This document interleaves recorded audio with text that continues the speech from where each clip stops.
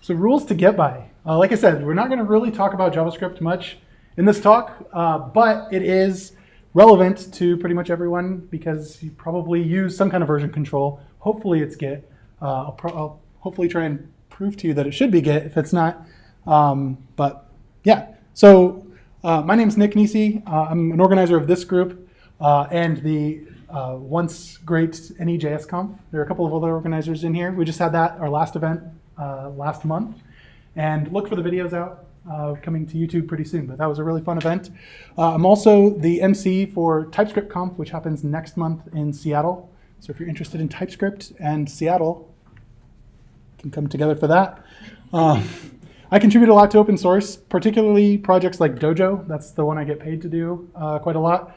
And it's a framework similar to React or Vue, but yeah, written completely in TypeScript. So I kind of if you can't tell, I like TypeScript a lot. And then I'm on a couple of podcasts, the JS Party podcast and TalkScript, which digs into TypeScript more than anything. So yeah, but the way that I describe myself in my work Slack is like this, specifically there. I consider myself a Git custodian because a lot of times on the projects that I lead, a lot of my time is spent curating Git, not because I just have an obsession with it, but to deliver the correct things and the correct history to our customers and also to help them understand why Git is important because we think it is. We think that having a manageable history that you can use to go back and find things or to understand how things happened is important. And so I spend a lot of time doing that. But I asked this in the Midwest Dev Chat a couple of months ago now.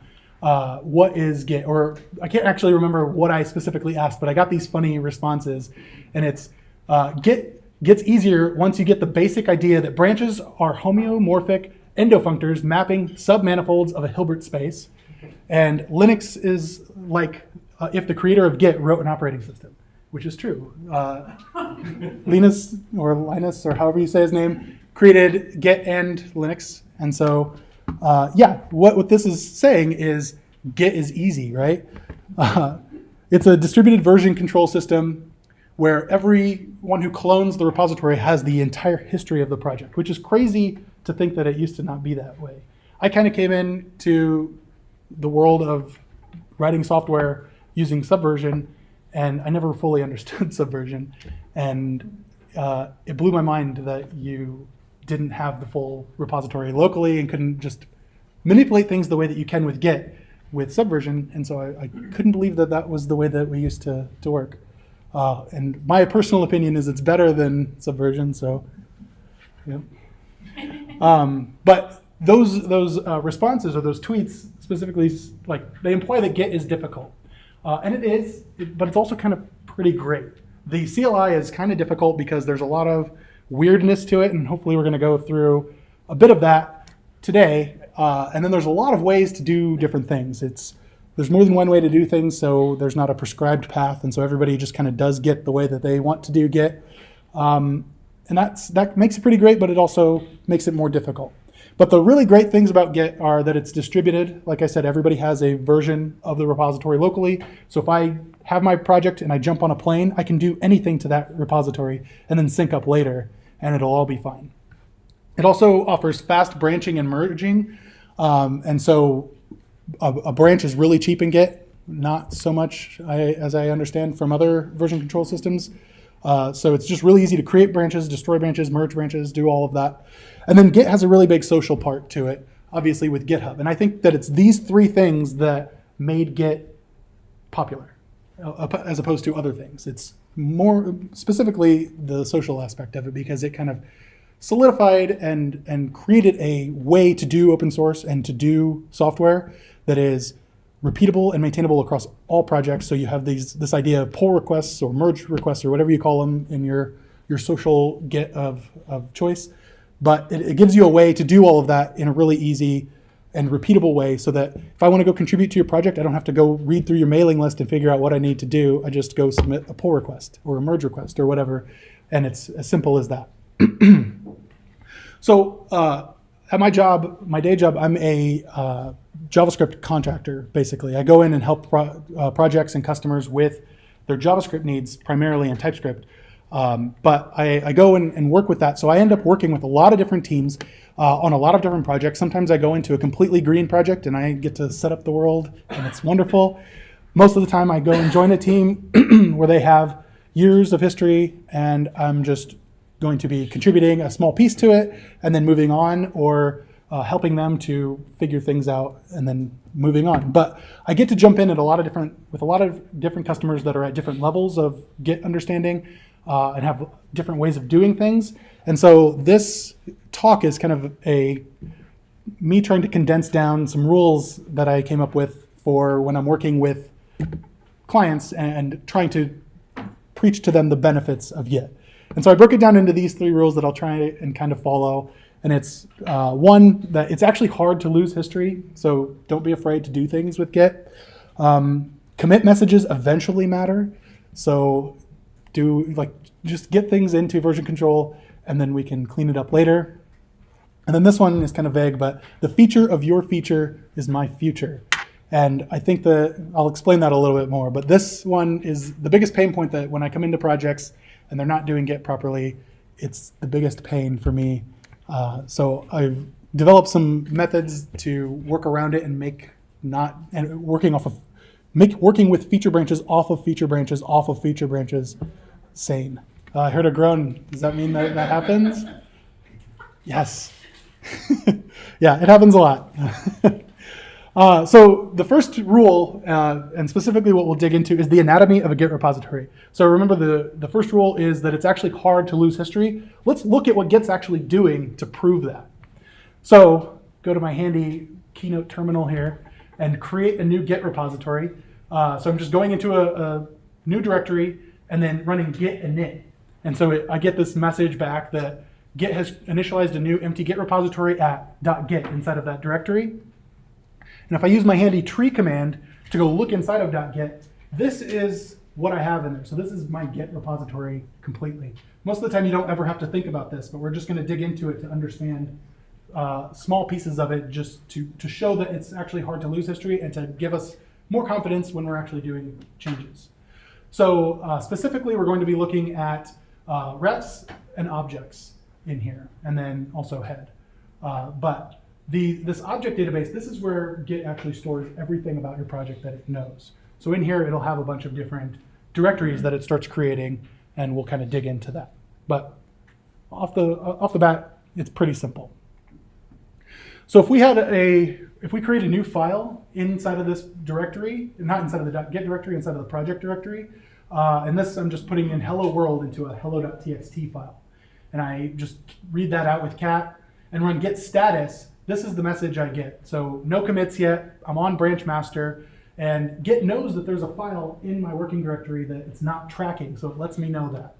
Another way that we can do this is with the git status -- short. Just to make it a little bit simpler, I'll just run this command for everything else. But the double question mark just means Git has no idea about this file. It's not tracking it. It's not doing anything. So it doesn't actually exist to Git size. So if I run a git log, it fails, and it tells me that my master branch does not have any commits on it. So what do? We add it. Let's add the file using the git add command. And now let's look at the log, and it still fails because we didn't actually add anything. That would be crazy. So yeah, what that is doing is it's actually doing something, and Git understands that it's doing something. So if we went back and looked inside of our .git directory and inside of the objects directory, we now have a new file in there, a new directory and a new file. And this is an object that Git is now storing. So Git now understands that there's a file out there, but it's not doing a whole lot with it quite yet. It's still not part of the history. There's just this new object in there. And what this object is called is, it's a blob. And so this blob object contains the entire contents of hello.txt, not the file name itself or anything like that, just the contents. So in our case, the contents is hello world. And how do I know that this is a blob? Git has a plumbing tool called catfile, where I can say, give me the type of that file, and it will tell me that it's a blob. And what this is doing is 4b5f. This is a unique identifier to that object. And so the SHA that Git creates for that is based off of the contents of the file, and it'll create a directory using the first 2 characters of the SHA that it creates, and then the file name will be the remaining 38 characters. So it's nice and easily readable and pronounceable. And this is the internal blob structure that it's using. So if I ran cat and I just looked at the contents of that file, it gives me garbage back. I don't understand any of that. But like I said, I can run cat file-t for give me the type, and it will give me back that it's a blob. And if I run -p for print, it will give me back the contents of that file. So it will unencrypt is the wrong word, but it'll do that and give me back the contents, which is just hello world in this case. I have a question. Yeah. Can you, so 4B5F. Yeah. I don't see a file called 4B5F. I see a file called 5FA6. Yep. But it's inside of a directory called 4B. So Git doesn't, like when you're running these commands through Git itself, it's not looking for, it's not asking you to give it like file name information about this. It's asking you to give it unique identifiers. And so the unique identifier that it uses is that SHA. So it's a 40 character long string, and it will be 4B5F. But the way that Git stores that internally is it will take the first 2 letters and make that the directory name. So that when you go, like if you had to go search for this yourself, you won't just get an object directory that has thousands of files in it. You'll get an object directory that has maybe hundreds of directories in it that have subfiles in there. So every commit or object that starts with 4B will be in this directory, and then the remaining 38 characters will be after that. And so if there was another commit that I did, or blob that I created, or object that I created that started with 4B, it would just go into that directory. And it's just a way that Git tries to avoid having a single directory that contains hundreds of or thousands of objects. Okay, thanks. Yeah, good question. So the blob structure itself, how did it create that hash, that 40 character long string? Well, it took the type of object that it is, in this case it's a blob, and a length. So the length is the content length of the actual file that we had. So remember that file just contains hello world in it. That's 12 characters total here, plus a null character at the end saying that that's the end of the file. And it puts that after a null character here. And so if we were to run git hash object with that exact content, every single time we'll get the same hash back. We'll get 4B5F.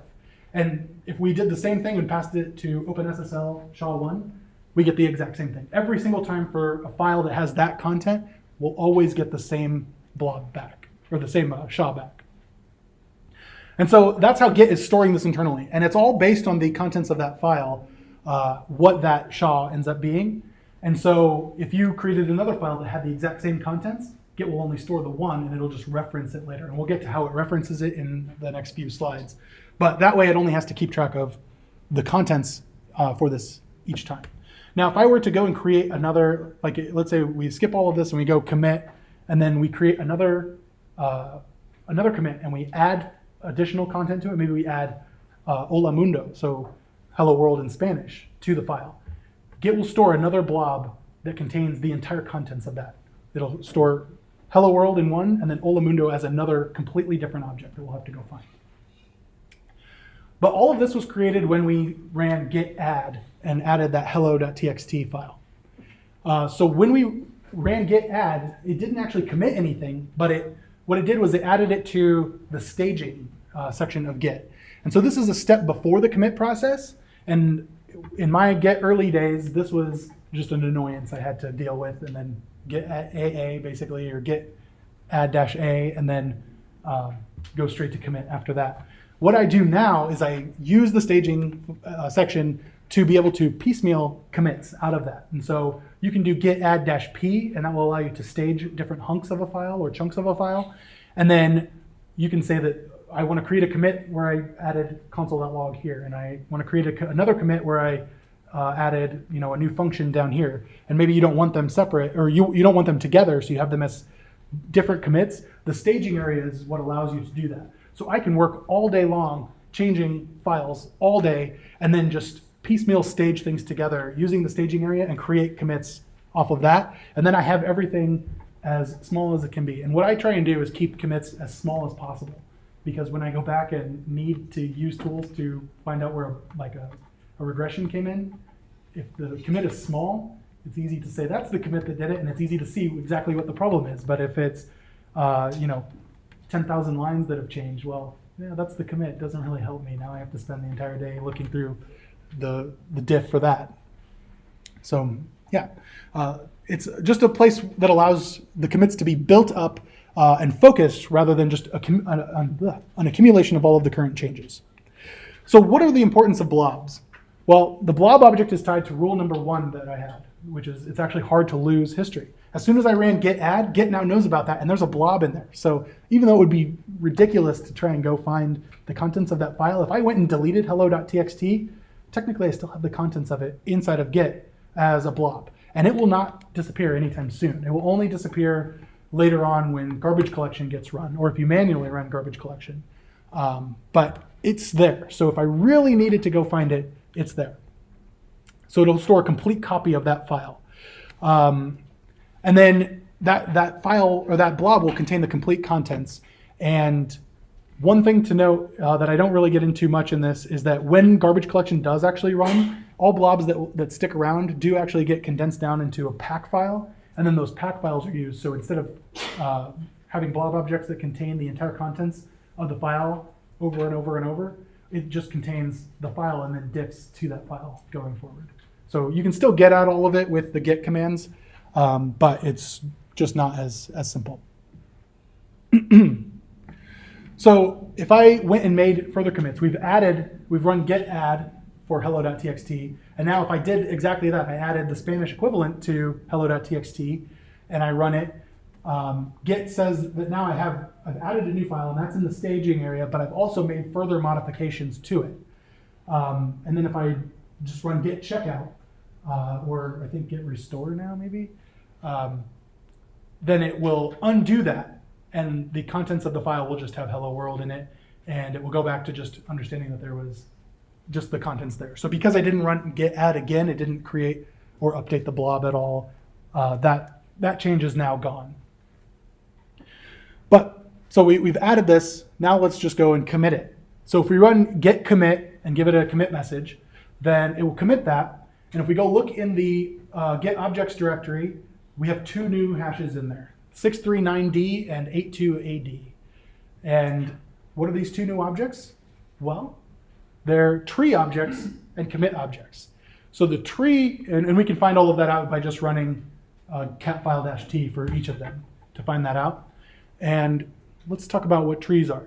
So a tree is just data that stores information about file names and permissions that are associated to different blobs. And so a tree will contain things like the permission of the file. So in this case, 644, that's read and write for me, read and read for groups and everyone on the machine. And then the type of file that it's, or of object that it's referencing. In this case, it's referencing a blob, and this is that SHA for this blob, so 4B5F.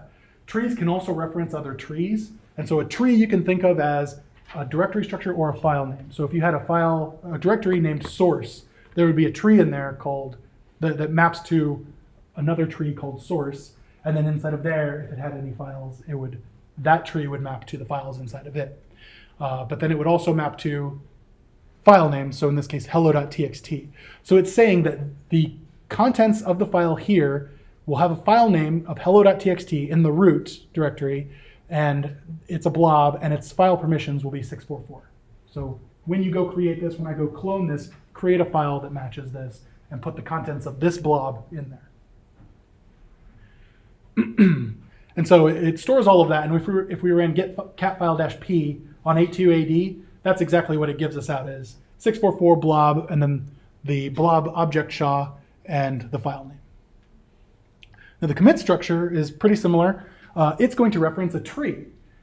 And so it'll have the tree, in our case 82AD will be the tree that it's referencing. It can also reference other trees if there's several other trees in there. And it will reference a parent commit. In our case, because this is the first commit that we've ever done, it's empty.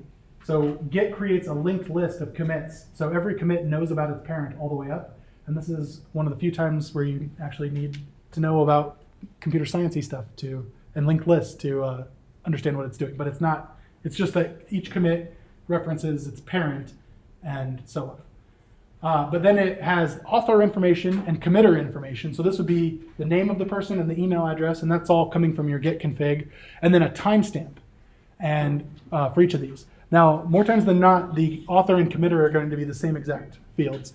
And then it has a commit message. But if where that can change is like if I authored the commit and then pushed up a pull request and I was using tabs and you switched it to spaces and then just committed that but still attributed it to me, you would be the committer on that and I would still be the author on that. And you'll sometimes see that in GitHub's UI where it has kind of two avatars squished together. That's because one of them is the author, one of them is the committer. But it has all of that information, and this is all of the information that it's using to create the SHA for that. So the main thing that makes this unique between every commit is you can change the commit message, and then the timestamp for the author and committer will probably be different, and that will, not always, but almost certainly guarantee that the SHA will be unique for every commit that you do. And then it's always pointing to a specific tree, so it has a lot of different variables to change up what the SHA is. So the commits point to a tree object, and the tree object will point to a blob that's contained within, and it will have the contents of the file. So hello.txt will have the contents hello world, and that's all been committed by me in a commit message, or a commit that has the message initial commit. Any questions on the internal blobs? Yeah. Is that why there's a limitation on having directories be stored in the repository? I think so, yeah. Because it's, the tree would point to, well, the tree wouldn't point to any blob objects, and so it wouldn't really have anything to store there. And so that's why a lot of times you'll see projects will put like a .getkeep file in there or something, and that's kind of been a de facto standard to keep directories around. Good question. Any other questions? Cool. So the other part inside of the Git directory is Git references. And these are just references or just simply refs that point to a single commit. And so you can think of references as the internals for branches, tags, or remote branches if you're pulling from GitHub or somewhere else. And so if we went and looked in the .git/refs directory, this is what it would look like by default if you didn't have any other branches or tags created. It would have a heads directory, and inside of there would be a file called master. And if we went and looked at master, it would point to a SHA. It would just have a SHA in there. And so if you remember from a few slides back, 639D was the SHA for the commit, the initial commit that we had. So master is now pointing to 639D. And if we switched, and I'm using the new, this is in the latest version of Git where they have experimental commands called switch instead of checkout and restore instead of checkout. I'm switching to a new branch that I create called feature branch. And if I went and looked inside of feature branch, it's also still pointing to 639D because it's just like a pointer to that commit. And then from there, it would have a pointer to all of the previous commits along that history. Same thing with head. If I went and looked at .git/head, it will have a reference to the current branch that I'm on. So it will just have this in there that is pointing to feature branch. But if I switch back to the previous branch, then look at Git head, it's just pointing back to master. And so this is how Git knows what branch you're on, is whatever head is pointing to is where you're at. So in both cases, it just points to your commit, and then head always points to the current branch that you're on. Now there's this new, or not new, but there's this new, I keep saying new. There's this thing called the mythical ref log, and this is just a log that keeps track of everywhere that head points to. And so then from there, you can take actions to get other places. And the cool thing about this is it will literally update for everything every time the head changes. So if you switch branches, it changes. If you make a new commit, that is telling Git that, like master, for example, has a new commit on it at the top level. So that changes the contents of what head is, because, well, technically what master is. And so it's pointing to a new commit, and it will have all of that in there. If we switch between branches, it's changing all of that. And so this is a weak reference to commits. And the way that Git works with garbage collection is every time you create these blobs, they're not going anywhere anytime soon. Sorry, blobs, trees, or commits. Anytime you create any of those, they don't just disappear. If I deleted everything outside of the .git directory, those will still be there. And if I delete commits, they'll still be there. If I switch branches, all of those objects are still there until garbage collection runs. And what garbage collection will do is it will look for objects inside of the objects directory and see if anything is referencing them. And so that could be, is master referencing them? Do you have another branch that is referencing them along the history? So at some point, does some commit that master or any other branch references, does that reference this commit? From that commit, does it reference this tree and or this branch, blob? If it does, keep those around. If it finds things that it can't, that aren't being held onto by some kind of reference, then that's where the garbage collection comes in. It will go and free those up by deleting those objects. And the only exception to that is the ref log, where this has references to everything that you've done, but this is a weak reference, so it excludes this from saying, is there a hard reason to keep this around? If it's only the ref log, then I can just remove it. But otherwise, as long as garbage collection hasn't been run, all of your commits, all of your trees, all of your blobs are still there, and you can always go back and reference them. And by always, I mean for probably about 30 days or so. So you have time to figure out if you really messed something up and go back. So it's not a bad thing.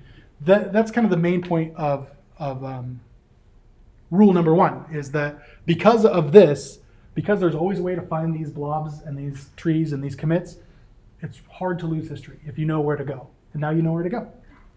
So it's inside of the Git objects directory, and head will always point to whatever branch you're on, master by default. Any other branches will also point to different commits.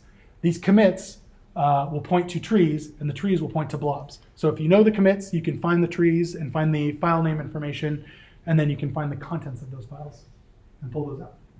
On the previous slide, all your Yep. SHAs were the same on the left. Is that Yep. just, it's like all mine are different, whether I just am switching branches or committing things or whatever? The commit should be different for you. So I think the 639D would be different for you. On the previous slide, all those are the same. That's not what my ref log looks like. I'm just curious if that's. Oh, that's because I only have a single commit, and I'm switching between branches and everything. So my one commit, there's no other reference that I can have in my simple setup. Oh, feature branch and master are the same. Yeah, because they're pointed to the same commit. Gotcha. Okay, thank Yep. So these commits always point to a parent, which makes that that linked list that I talked about. And from there, you can always find out who the parent of a commit is until you get to the first commit, in our case, that has no parent, and then you know that that's the first commit or initial commit. And because of this, and because the branches, like if you go actually look at what branches are holding with those refs, it's just holding a commit, a SHA in there. And so that's why branching is so cheap in Git, because you're just saying, this branch now points here. And then if I commit to that branch now points to a new commit that's at the top. And then from there, it can go back. And so at some point when you branch off, like a feature branch, for example, will probably have some commit that is in common with the branch that it was branched off of. In our case, it's commit 3 or C3. And so from there, that's how I know that it's basically C1, C2, C3, C4, and C6 are everything that's on feature branch. And then C1, C2, C3, C4, C6 are on master branch. This should be like C7. They shouldn't both be the same. Yep. But yeah, so they should have different commits. But then from there, Git uses this to figure out how to do things like merges and rebasing, where it'll figure out where the common commit is between them, and then use that to figure out where to go next and what to do. So in summary of rule number 1, as soon as a file is staged at all, the contents of that file are saved. And so if you deleted that file on accident, if your cat sat on the computer or did anything and that file's gone, you can go back and find the blob and get it back if it was really, really important. And then the commit trees, or commits point to trees, which point to blobs. And so as long as none of them are orphaned along the way, they'll stick around forever. But once they're orphaned, then garbage collection will eventually pick them up. And then branches and tags will always point to a single commit. So if you need commits to stick around, you can just create a branch and then leave that branch sitting there and it'll stick around. And you can push those branches up to GitHub or wherever you're hosting. So rule number 2, history is eventually important. Above all, Git's a communication tool. That's why it's so popular, is because of the social aspect of it with GitHub and everything. But at the end of the day, when we're making these commits, we're doing it because we are contributing to a team of other developers, and we have to be able to describe the changes that were made, and that's using diffs and things like that, along with the commit messages that we have. So what are we actually changing and why? And so Git is that communication tool. And this is a quote from me. It gets great and easy in this example until you have to work with others. Then it becomes more difficult. But Git tells the chronological story of what happened in your repository. So you get this spaghetti of everything that happened all along the way. And I think that that is not the way that it should be. And this is where the commit messages matter eventually. I think that Git should tell the chronological story of what should have happened in your project, because that makes things a lot easier and cleaner if you need to go back and fix things later. So when the biggest thing that happens with this is people develop different strategies of keeping things around, and that is everything from how do we commit? Do we have special commit like rules that we follow for the commit logs? To do we do branching with rebasing, or do we merge? How do we do all of this?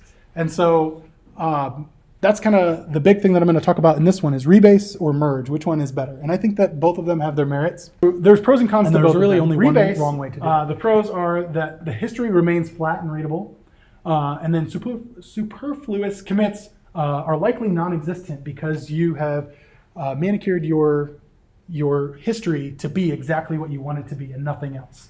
The cons to that is it can be dangerous because rebasing means that you are changing history, and when you change history, then you have to force push history up. And if you're doing that at all where you shouldn't be, which is any branch that someone else might be looking at, then that becomes really dangerous. I've done it in like on a real production project for several months. It's not fun for anybody involved. And another con is that, you always have to use the force flag when you push things up. But if you're on a branch that you know that only you're looking at, then force is fine. It's totally great. And actually there's an easier force with lease command that should be the default, I think, that will actually fail the force if history is changed out from under you. So if somebody else force pushed and then you try and force push, it's not going to delete theirs and put yours in there. Force with lease will fail your force push and let you know so that you can go have a discussion, because Git is a social tool. And then merge, the pros of this are traceability. The merge commits will always show the historical information of the entire branch history. So you can see where you branched off, all the commits that were added to that, and then you have a merge commit that goes and puts that back into the master or the develop branch or whatever, and from there. The con of that is history becomes very polluted. There are ways to work around this with tools. Also, I'm only talking about Git command line tools because in my opinion, and I understand that it's only my opinion, the command line is the one true way, but I won't get into that. But things like first parent flag can be helpful with hiding superfluous information. But another con is that if a feature branch has any irrelevant commits in there, they're part of the new history, and if you don't rebase correctly or merge correctly, you might have duplicates of commits in there that have the same history and same commit messages with different SHAs, and then things just get out of control. So my preference is this nice rebase-based history. This is an actual project, the Dojo project that I work on. Everything is linear. Everything is easy to find. You can go through and you can see this is where the head is. Oh, that's where we tagged 6.0 alpha 14. Oh, there's where we tagged 6.0 alpha 13. And this is everything in between. So if I wanted to find out what changed between those two, nice and easy to follow. And it's just the same thing going all the way down. So nice and easy. This is another project I use a lot called TypeScript, and I don't know what's going on there. I went back a little ways, but if you look through pretty much the whole history, it looks kind of like this. And that's okay. They make it work. Obviously, they're like the most popular project on GitHub. So I'm not saying you have to be like this, but it is nicer. And it's easier to find things and find where things went wrong as opposed to this, where I have no idea what's going on. So If we look at a rebase in action, you start with a commit, and we might add several commits to that. And then eventually we branch off from those commits and create our feature branch. So C3, C5 is our feature branch that's all based off of C1. So what get rebase will do is it's going to identify the new commits that have happened since branching. And this is where if we're running the get rebase and we say get rebase off of whatever the latest, in this case master is, find out what the latest commits are, and then we're going to find out where the common commit is between them. So we know these are the new commits. This is the common commit that is shared between both histories. And so what we want to do, rebase will take the history from the common commit point, and it will basically lift up those commits and move them to the end. And so they're based off of the new latest history. And so that's why you get new SHAs every time you do a rebase, is because the parent commit has changed, which will, even if everything else about the commit has stayed the same, the parent commit has changed, and so Git will create a new SHA for that. But now we have a nice linear history, and this is how the history stays linear for everything. But one tool can make both strategies really useful, and that's the interactive rebase, which I use a ton, all the time, rewriting history, because I don't want my coworkers to see, and more importantly, my clients to see the mess of work in progress. I think it's working, it's not working. All of these terrible commit messages that I have all the time. I want it to be just a couple of commits, like, oh, fix this, added this, like very, very sane commits that are very small in structure, that I use Git staging to structure them correctly. And I do that by committing all of those work in progress all the time. And then before I submit the pull request, or maybe after I submit the pull request and it gets approved, I go and prune things out using the interactive rebase. And that's because, as Michael Crichton said, good books aren't written, they're rewritten. And he wrote Jurassic Park. So, yeah. The first one was at least good. So when you run git rebase -i or -- interactive, and you give it a commit, and this is a commit from the past that you want to rebase off of, it's going to go and pull all of the commits into your editor for the latest head to that commit. And so it'll have everything in there, and then it has these verbs next to it. So by default, it's always pick.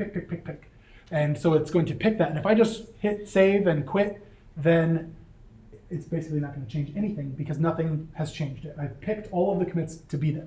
But there are all of these other commands that I can do. Reword, so that would reword the commit message, but keep the commit the same. Keep the commit the same otherwise. Edit is one I use a lot that will let me go in and say, this was a good commit, but I had a bunch of console.logs in there that I shouldn't have had. So I can go edit that, delete those, and then save that as the same commit minus the commit messages, or the console.log messages, and now I've rewritten to have a perfect history with that.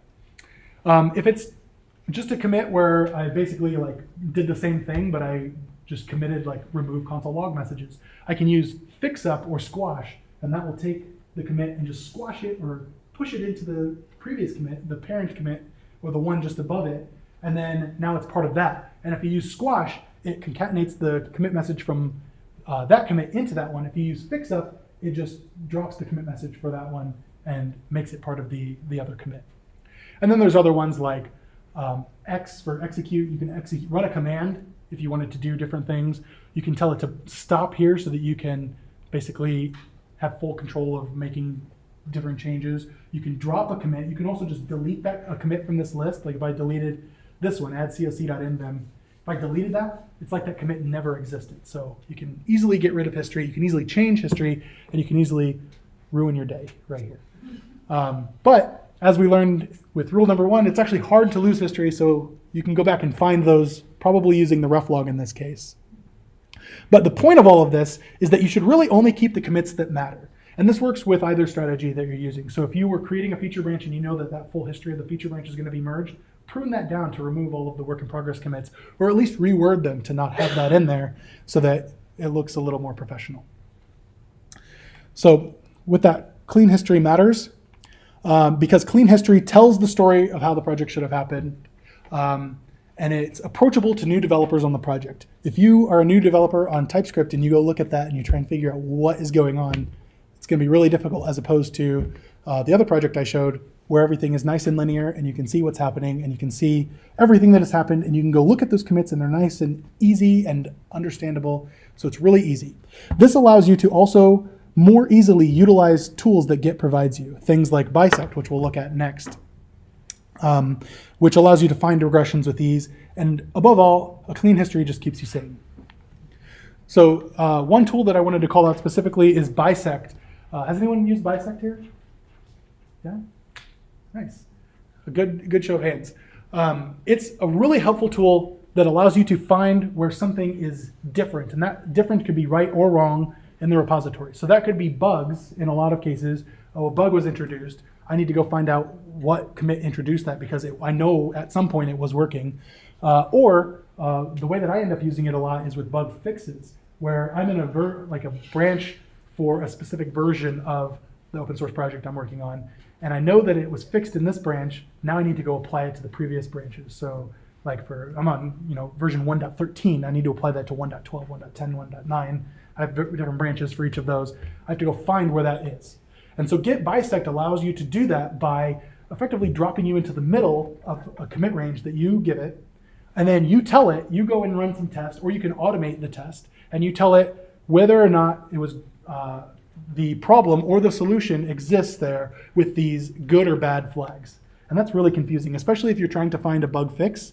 Then I'm saying, oh, it was fixed here, so that is bad, but no, it's not fixed here, so that's good. And it's really confusing. But Git allows you to change those, so we'll see that on the next slide.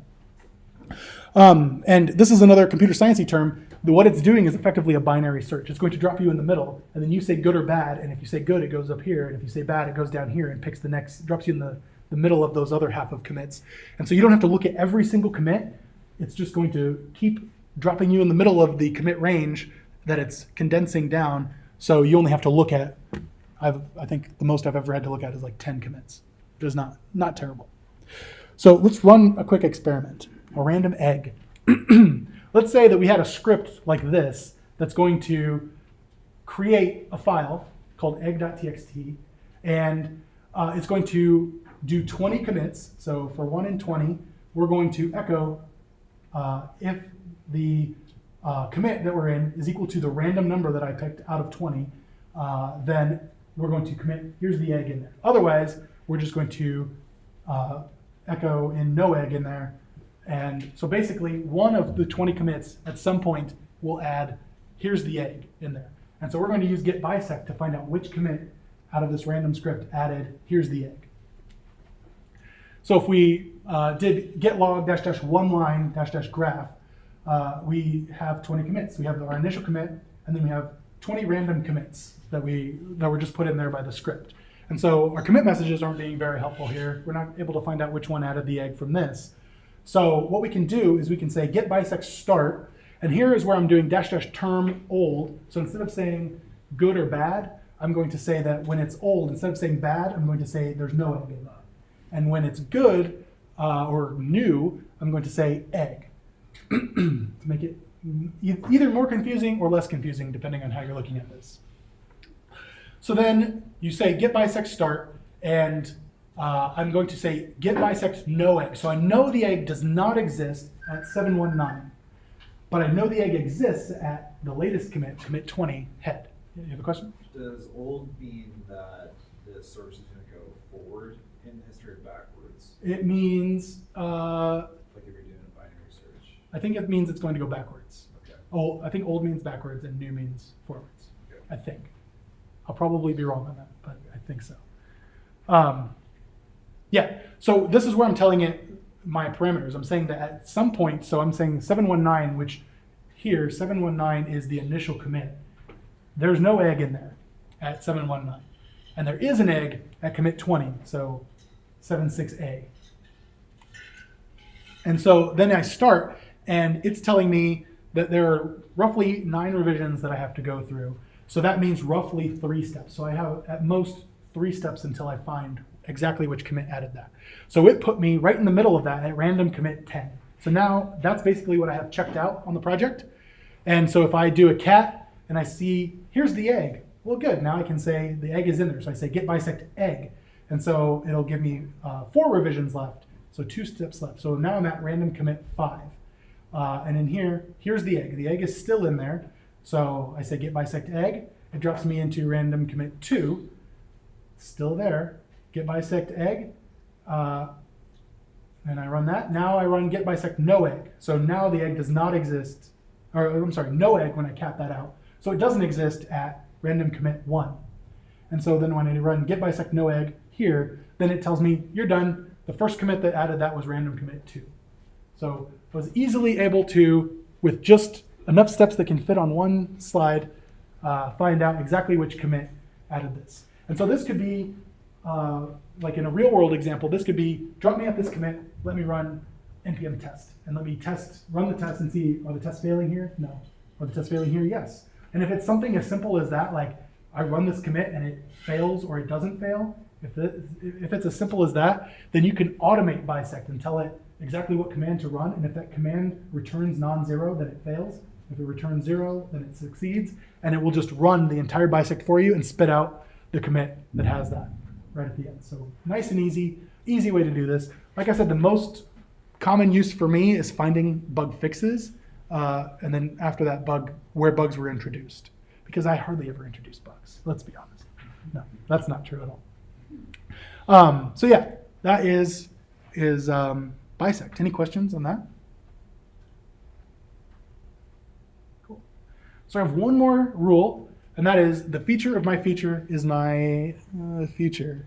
And this was a tough rule to name, but this is something that that happens to me a lot in projects that I'm just jumping into, or I'll give you a specific use case. I was on a project where we were developing a design library for a client. And I was on this project for 15 months. And 10 of those 15 months, I was developing one web component. Just a single one, and it was a grid, so it was massive, right? And this grid had editable cells in it, which used other web components that they were creating along the side at the same time as us. So it would have text fields or number fields or drop downs or selects or combo boxes and all of these different things. And as they were developing them, we were also developing. And so they were using the get flow strategy, and they had a develop branch. And so we branched off of develop and created our branch. And that branch stuck around for 10 months. It was a long running feature branch, not super fun.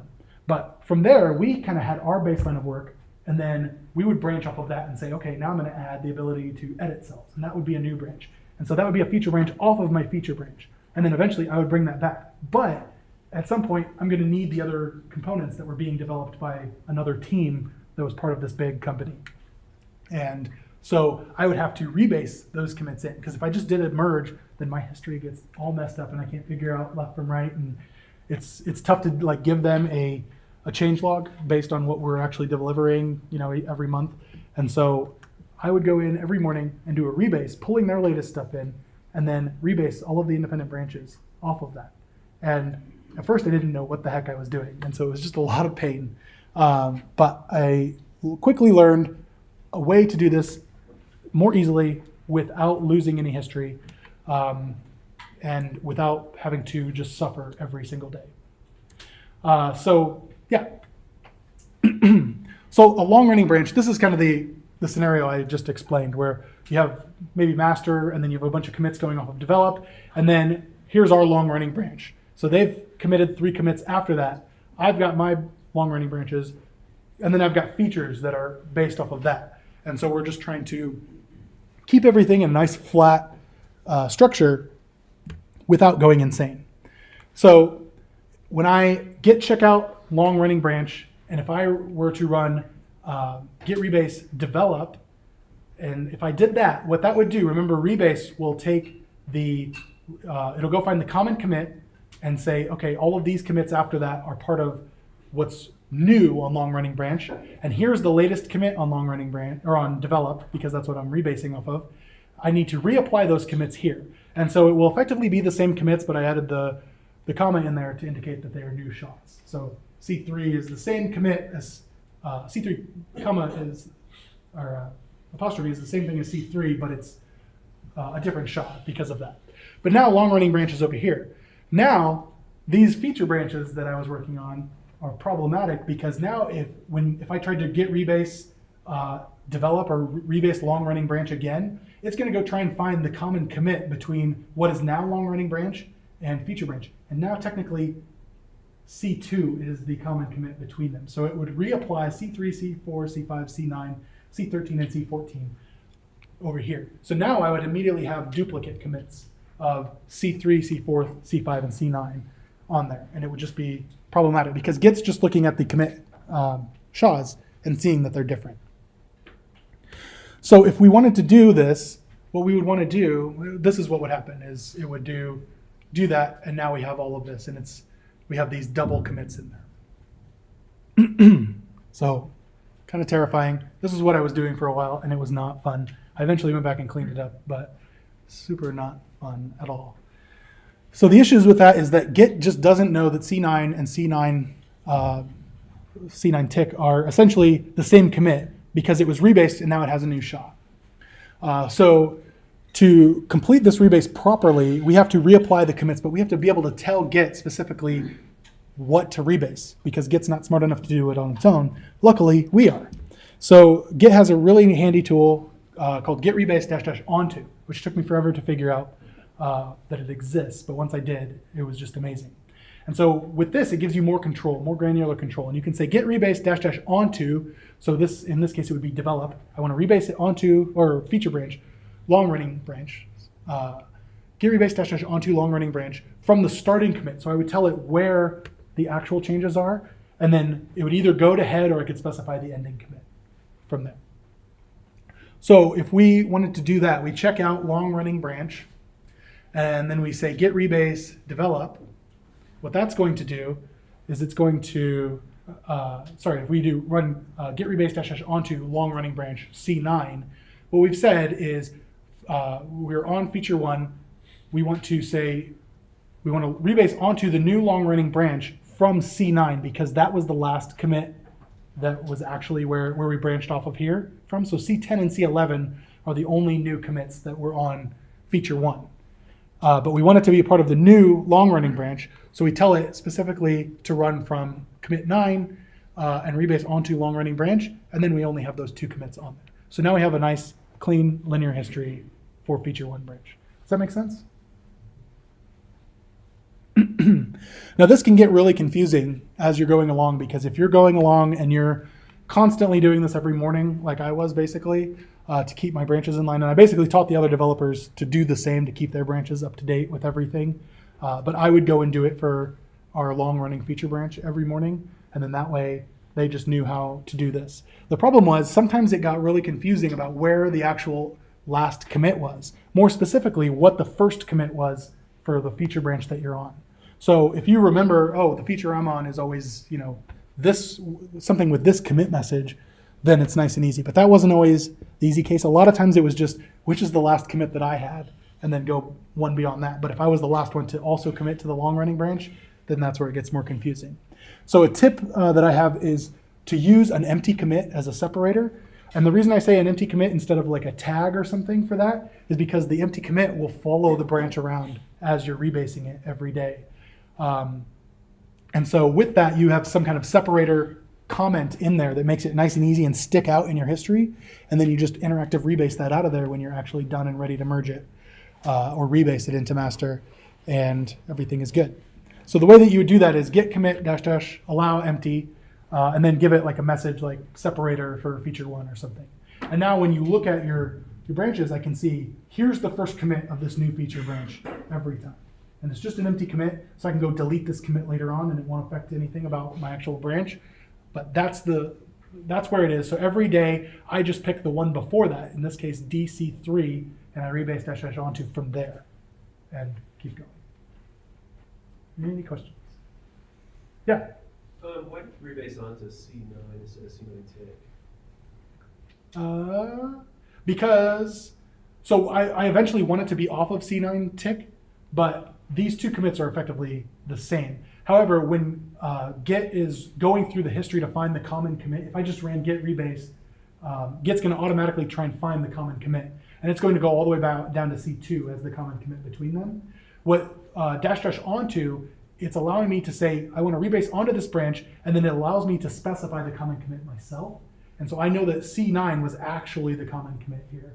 So then it will take all of the commits after that and rebase them onto here. Does that make sense? Mhm. Yeah. When I mentioned with the rebase, would be the ranges. Yeah. Sometimes you think like it's inclusive, this and this. We actually have to have a caret behind it, otherwise you end up getting the one Right. after it. Yeah. Yeah. Good point. Very good point. So like in the case of this, where I have the separator, you could do the separator caret, and that's just telling Git, take this commit, and then the caret means the one before that. In my case, I always just looked at this and manually like selected the one before that. But if I wanted to write a script, which would be the smart thing to do, it would be to use the caret for that. So good call.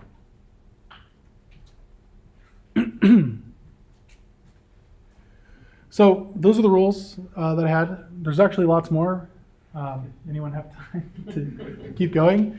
But I'll just leave you with that tip that I had, which was use force with lease when you're doing this to make sure that you don't accidentally clobber somebody else's commits. Cool. Thank you.